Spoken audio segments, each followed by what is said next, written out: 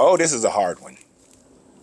The reason why I say that this is a hard one is because everybody has their experiences and everybody has their mindsets. So in one sense, it's going to be hard because there is not a one size fit all for what is a great marriage.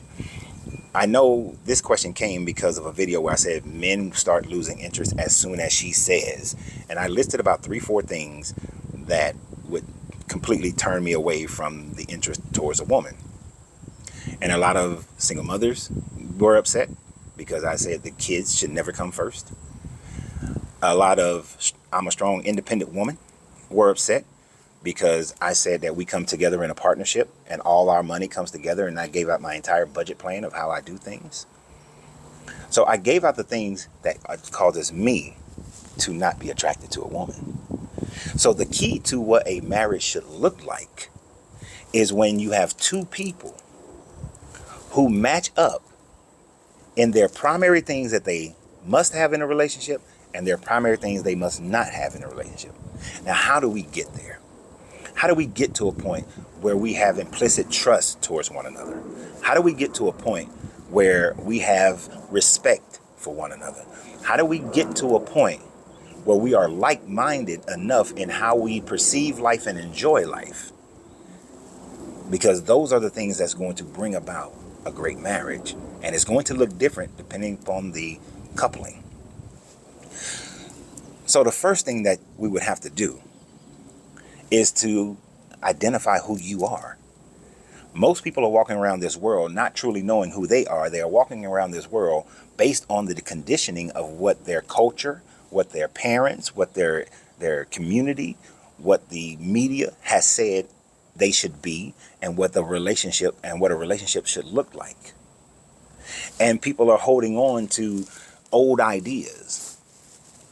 Like I just said in a video where I was talking about what a biblical marriage looked like, even though a lot of it was horrible, at the end of it, I said that what a lot of these Christian men are looking for is a 1950s marriage with 2024 money.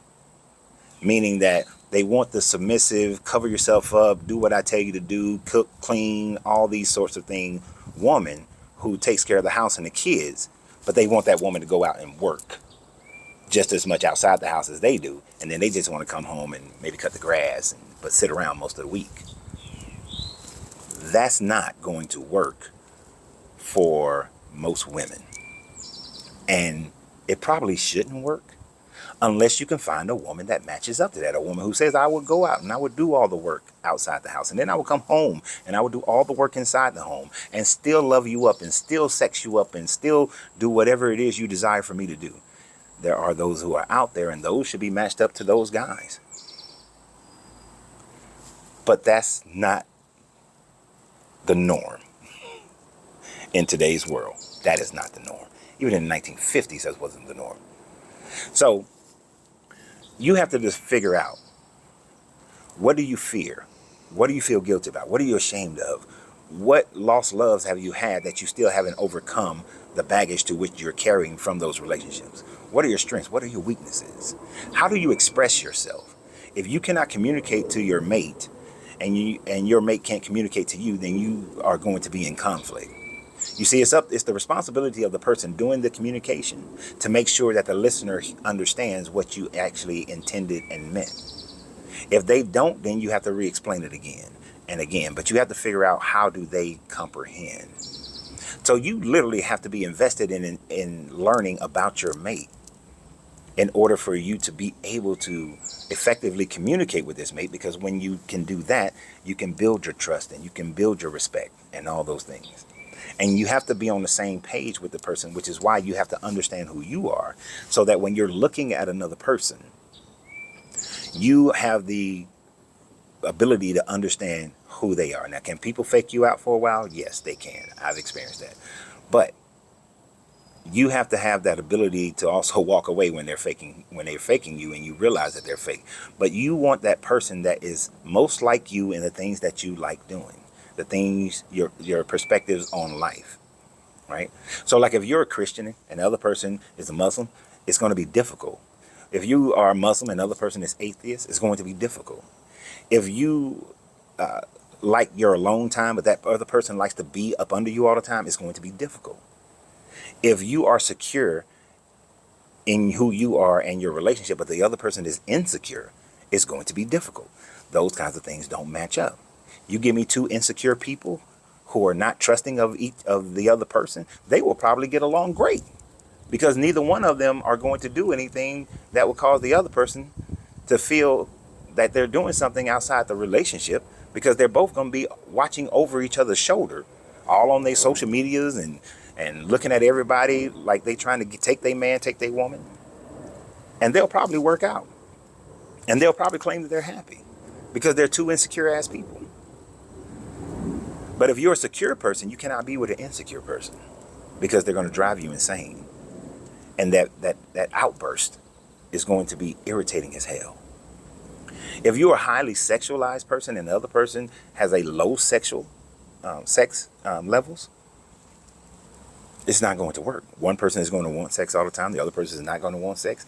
And eventually somebody's going to get their way. Either the person will just sit up there and accept it and just not have sex that often, or they're going to go out and cheat. One of the two. It's one of the two. This is why knowing who you are is vital in order to have a successful relationship. A lot of people on that other video complained about the fact that I said that all the money comes into one pot. A certain amount goes out in expenses, personal expense to each individual, and then the rest of the money is broken up as 70, 10, 10, 10. 70 for necessities, 10 for investments, 10 for play, and 10 for savings. Well, a man should be able to provide everything because my daddy provided everything. This ain't your daddy's time. This ain't the 1950s. This ain't the 1960s.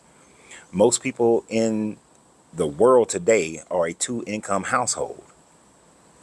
And being in a two-income household, there is no my money, your money, your money, my money. It's all our money. For me. So I just devised up a way that it eliminates monetary conflicts, because most marriages end because of sex and money. So let me get that out of the picture, take it away so that we don't have to deal with it. But a lot of women got upset with me about that one. Now, like I said, it's about knowing who you are. If you are in a relationship where you are with somebody and they say that, hey, I will pay all the bills and you can do whatever you want with their money, your money, fine. That's a good person for you. But with a person who does not accept that, it's not going to work. So you have to be like-minded in the most important things within a relationship: sex, money, politics, religion, how you raise the kids. If you're a blended situation, your roles as far as that blended situation and how things are handled. Sure, I said the kids are not number one, but I also said that parents make sacrifices for their kids. But you make those sacrifices in agreement, but many lose sight of each other for the sake of kids. And when you come into a blended situation, 9 times out of 10, that guy or that woman, and most of the time it's a guy, we know that guy is going to be on the outskirts. He's going to lose out to that. And then when the kids are gone and she's not understanding why he doesn't want to spend time with her, it's because he was never number one. He was never taken care of. You can take care of the kids and still make your mate number one. It doesn't diminish the kids. But many people got upset about that. But the key is to know who you are, to know exactly who you are, to get deep and not care about what society has said you should be, what your parents have demonstrated to you, and who your parents have said you should be, what the culture says you should be. You have to understand who you are and the time frame that you live in and how things function. And then what is the best way for you to maneuver in that? And when you do, you find somebody who is as much like you as you possibly can. When you find somebody as much like you as you possibly can, you are setting yourself up for a great relationship. So y'all have a great day. And remember always, you have to free yourself to be yourself, because your greatness is non-negotiable. Good journey, good vibrations.